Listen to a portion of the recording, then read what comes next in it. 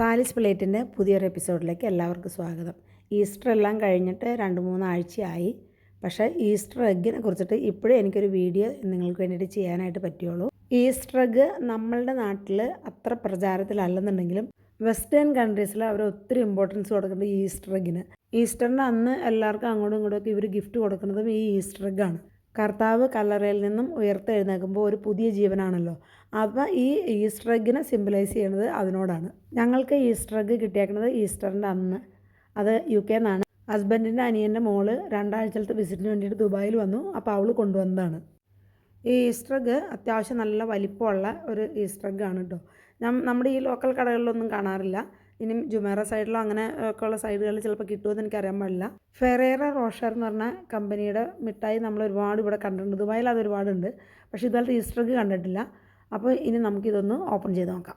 ആ എഗ്ഗ് ഇരിക്കാൻ പാകത്തിനുള്ള ഒരു വലിയ ഒരു ബോക്സിൻ്റെ അകത്താണ് അവരത് പാക്ക് ചെയ്ത് വിടുന്നത്.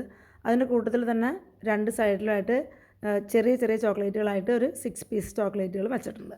സ്ഥിരമായിട്ട് ഇത് യൂസ് ചെയ്യണവരും ഇത് ഇഷ്ടംപോലെ കഴിച്ചിട്ടുള്ളവർക്കും ഒന്നും വേണ്ടിയിട്ടല്ല കേട്ടോ ഞാൻ ഈ വീഡിയോ ചെയ്യണത്.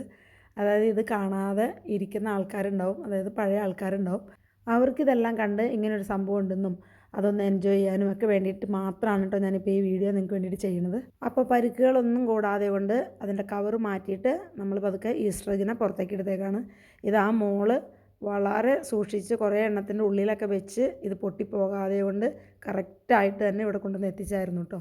ആ മോൾ ഇതിനു മുമ്പ് ഞാൻ പല വീഡിയോകളിലായിട്ട് നിങ്ങളോട് പറഞ്ഞിട്ടുണ്ട്. ആൻലിയ UK മെഡിസിൻ പഠിക്കുന്നു. ഇത് ഇത്രയും വലിപ്പം ഉണ്ടെന്നുണ്ടെങ്കിലും ഇതിന് ആ ഔട്ടർ കവർ മാത്രമേ ഉള്ളൂ.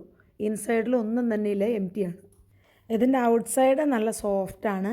നമ്മളിത് ഒടിച്ചതിന് ശേഷം ഇതിൻ്റെ ഇൻസൈഡ് നോക്കി കഴിയുമ്പോൾ ശരിക്കും പാറ പോലെയാണ് അതിരിക്കുന്നത്.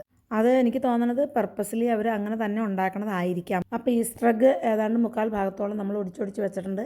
ഇനി അടുത്ത നമ്മുടെ കലാപരിപാടി എന്ന് പറയുന്നത് തീർച്ചയായിട്ടും നമുക്കിതിനെ ടേസ്റ്റ് ചെയ്യണം.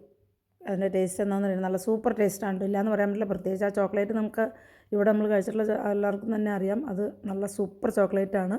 സാധാരണ ഈസ്റ്ററിൻ്റെ സമയത്ത് എനിക്ക് തോന്നുന്നത് നാട്ടിലൊക്കെ നടക്കേണ്ടവരിക്കും. ഇവിടെ എന്തായാലും നടക്കുന്നുണ്ട്. ഇവിടെ ഞങ്ങൾ പള്ളിയിലെ പിള്ളേർക്ക് സൺഡേ സ്കൂളിൽ ഇങ്ങനെ ഇതുപോലെ കുറേ മുട്ടകൾ ഒന്നിച്ച് പുഴുങ്ങിയിട്ട് അത് ചൂടാറി കഴിഞ്ഞാൽ അത് പെയിൻറ്റ് ചെയ്യാൻ കൊടുക്കും.